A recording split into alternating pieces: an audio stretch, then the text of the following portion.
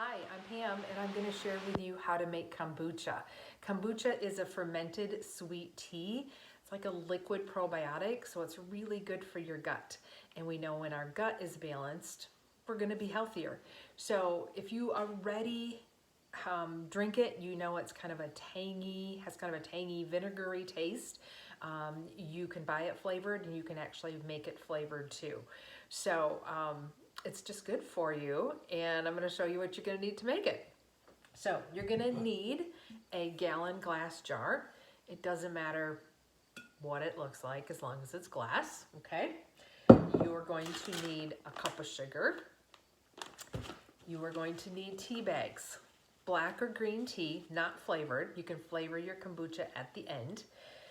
Normally 8 of them. I did not have the regular size tea bags. I just had the large ones, so I'm using 4. And I use decaf because that's the only thing that I drink, but just as long as it's not flavored, okay? And then you're gonna need a SCOBY, a starter SCOBY. A SCOBY is a live culture of bacteria and yeast, and they grow, and so they multiply, and they will also ferment your sweet tea and make it into kombucha. So I'm going to show you what it looks like. It looks a little strange if you've never seen a SCOBY before. Oops. All right, so here's a SCOBY. It has a hole in it. Doesn't matter what it looks like. They all look a little different. Some of them look a little more strange than others. And as you, if you continue to make your kombucha, it will, like I say, grow. So it will kind of get thicker and kind of be in layers, and you can actually peel those layers off, and you can share a SCOBY with a friend. I have some extra SCOBYs here in this jar, and just have it covered with a coffee filter, and that's what I will cover my kombucha with also as it ferments, okay?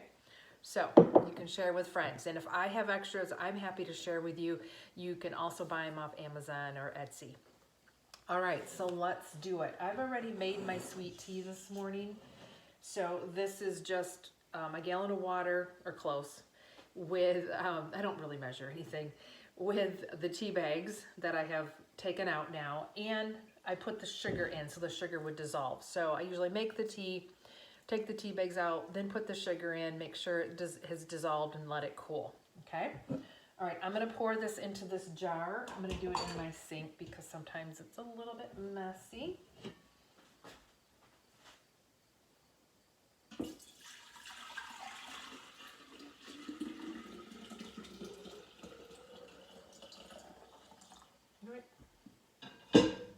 I had a little extra in there this morning.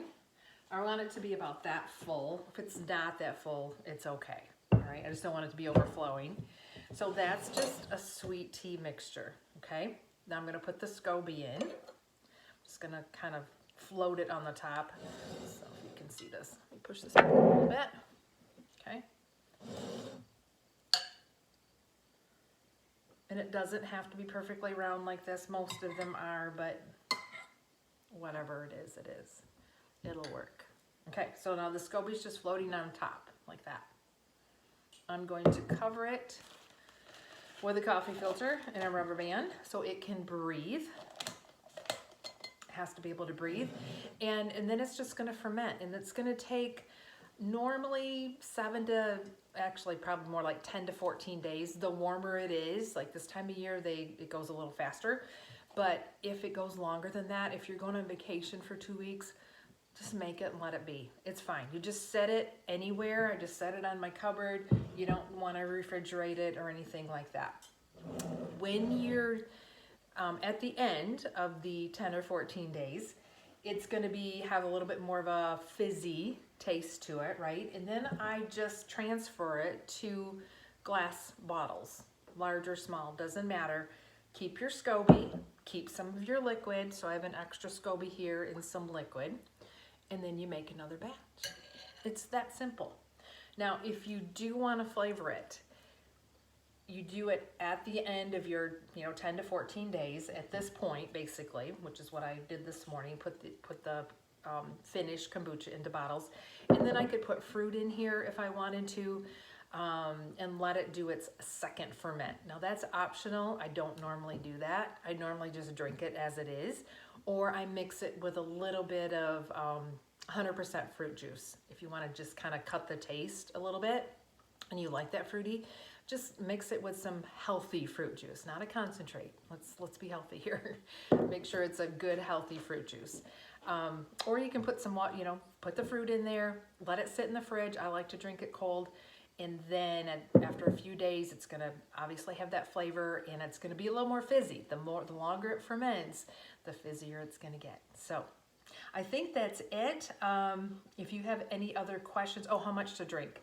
So if you're not used to drinking it, I would just start out with maybe 4 ounces a day and then increase to maybe 8 or 12. You really can't drink too much, but you do want to kind of get your body used to it if you're not used to drinking it. Okay. All right. I think that's it. If you want a SCOBY, let me know and enjoy.